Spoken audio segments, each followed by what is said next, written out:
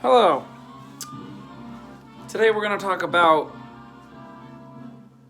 il Rosso Segno della Follia, which means the red sign of madness. Released as Hatchet for the Honeymoon in the United States. This is the second movie by Bava to be released in 1970. We had talked about Bava in a recent video and all the stuff he had done before 1970. And then he came out with this one. Now, this was actually filmed in 1969, released in 1970 in Italy and Spain. Didn't make its way over to the United States until 1974, where in 1974 we got this American release poster, Hatchet for the Honeymoon. Now, you may or may not be able to tell here, but in 1970 we are getting almost exclusively these watercolor or at least hand-drawn posters.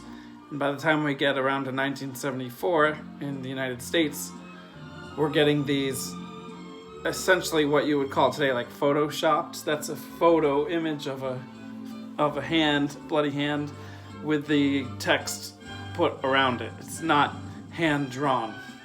It's photographs clipped together. So that's a more modern type of movie poster. But anyway, here's the original.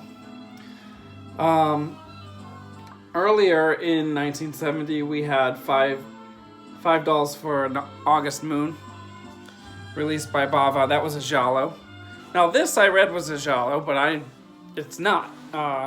There's no mystery in this movie, so I'm not going to call it a giallo, even though the internet will call it that. In fact, this is something a little different. This is a movie where the protagonist is the killer. He admits that he's the killer right away. The movie starts off with him killing a bride. And that's basically what he does in this movie. He is a man whose mother owned a wedding dress company, and he inherits it when she dies. And he and his wife run the wedding dress company. But the thing is, when people get married, he comes and kills them. And he admits at the beginning of the movie that he's killed 5 brides on their wedding night. So, unfortunately, I thought it was going to be a giallo, so I was like waiting for the mystery, and there isn't really one. We kind of want to know why he's killing people. Unfortunately, we find out at the end of the movie, and here's a spoiler, although I'm just going to save you some time here because it's not really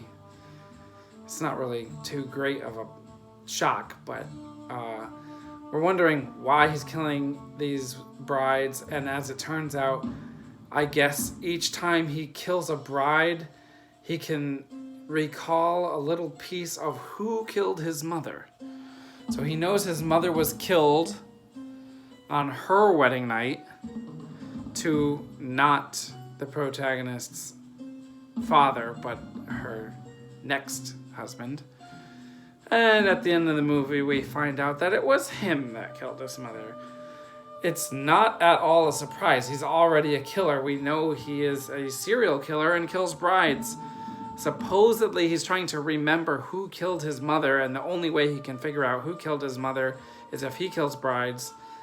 And it turns out he's the one that killed his mother because she got married to someone that wasn't his dad. Okay? It's not a very good twist.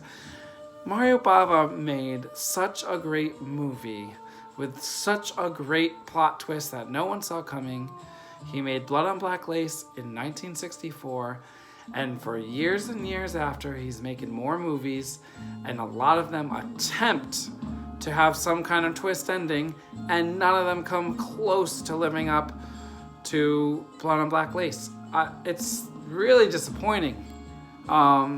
Terror in Space was good, but that's a very different kind of horror movie. Every time he does one of these with a killer or something that we're going to expect some kind of twist at the end, they just all fall flat. It's really a bummer. Now, there was a quite interesting subplot in this movie that actually makes no sense. it seems like it should be in a different movie. And I looked up some information on this movie, and it turns out the entire subplot was injected into this movie just to give the actress that plays the main character's wife a role in the movie, because originally, as the movie was written, he was not even married. So they gave him a wife. The wife has a very strange role. You can tell that the couple does not get along. You don't know why. They never reveal why there's tensions between the husband and the wife. And even though this guy's pattern is that he kills people on their wedding night, he kills women on their wedding night, halfway through the movie, he just decides to kill his wife. His wife's not getting married. It doesn't fit the pattern. They don't have an argument beforehand. They just, didn't seem to get along, and then he ends up killing her. Now, probably the best scene in the entire movie is he kills her. She's trying to escape him. It's a pretty decent struggle because most of the kills in this movie are totally off screen, but this one was kind of on screen. You don't see her get struck. Apparently there was a very low bit of the budget for special effects. So you don't see her actually get hit, but you do see a little bit of blood. Actually, this is from when he kills his wife. And the blood is dripping down her hand. She dies on the stairs. Now, meanwhile, he is the killer, and he's also the #1 suspect, which again is a weak plot point. Okay, he's the sole suspect for the deaths of all the women that he is in fact killing. Okay, it's not a very deep plot. Okay, it's not very complex. He's killing women. The police think he's killing women, and there's nothing else hidden in there. Okay, so the police show up at his door because another one of these brides has gone missing, okay, or believed to be killed, and was actually killed. And they show up at his door, and it's right after he's killed his wife. Now here, there's actually a bit of tension. The only scene in the whole movie that really has any tension. And they're questioning him, and his wife is right there above them, bleeding. And in fact, her hand, as you can see here, is dripping blood, and it drips blood within probably 2 feet of the police detective, and the police detective doesn't end up finding out. Okay, and it's done well. It's dripping. You can see the killer is looking at the dripping blood.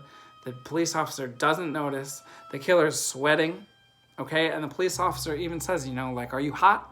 It's not very hot in here. Why are you sweating? And you don't know if he's gonna find out if he's gonna find the dripping wife or not. Ends up not finding it, which is fine. Okay, he leaves. Our protagonist is almost caught.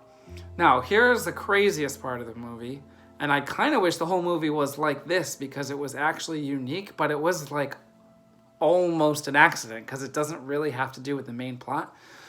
But after he kills his wife, she comes back as a ghost, which is kind of unexpected because there's nothing else supernatural happening in this movie. She comes back as a ghost that everyone can see except for him. So he tries to find victims and tries to find dates and stuff, and so he goes out to restaurants and so on. And for about 30 or 40 minutes, the movie completely shifts. He doesn't kill anyone, or no one is getting killed at all. And then he's just trying to go do stuff, and everyone sees that he's there with his wife, but to him, his wife is not there. So she's appearing as a ghost to everyone but him, which I've never seen that done before. It was my favorite. This half an hour or maybe 40 minutes where he kills the wife and then she comes back as a ghost that he can't see but everyone else can see. That part of the movie is very cool, okay? It comes out of nowhere. There's no reason that he does kill his wife. And then after a while, it just goes back to the original plot where the police are looking for him because he's the killer. And then at the end, the police find him and they arrest him and they take him away, and that's the end of the movie. There's not really any kind of twist except for the ghost thing, and then the ghost thing is forgotten as quickly as it occurs. So, like I said, I read online that the whole thing with the ghost, it's just there. So that woman which that woman had just won a big award for a previous movie that she was in. And this is kind of weird, but she said that she won the award for an intellectual role, and then what she wanted to do was be in a movie that was the opposite of an intellectual movie, and so she chose Mario Bava. Now that is strange to me. I wasn't around in 1970, but all the best giallos, including Blood on Black Lace, are very intellectual, because you have to think the entire time, and every time you think you know what's going on, the movie twists and the plot twists, and then you're thinking of something else.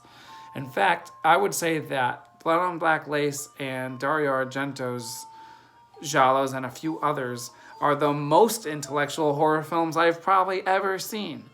So the idea that this woman was like, oh, I just won an award for an intellectual role, now I want to be in a Mario Bava movie, is weird to me. Although I guess she was right, because this movie doesn't have the kind of depth that Blood on Black Lace did. Not even close. Okay? So that's it for this one. I'm going to give it a 5 out of 10. There was potential, although it may have been accidental potential, with a whole ghost arc. That could have been really cool if they would have done a whole movie where this ghost appears to everyone except for the person that killed her. That would have been cool. One cool tension moment, and the rest of it was just a flat serial killer movie without any on-screen kills. I get that it was 1970, but they could have done a little bit more than what they did. So 5 out of 10, Mario Bava's second movie of 1970, Hatchet for a Honeymoon. See you next time.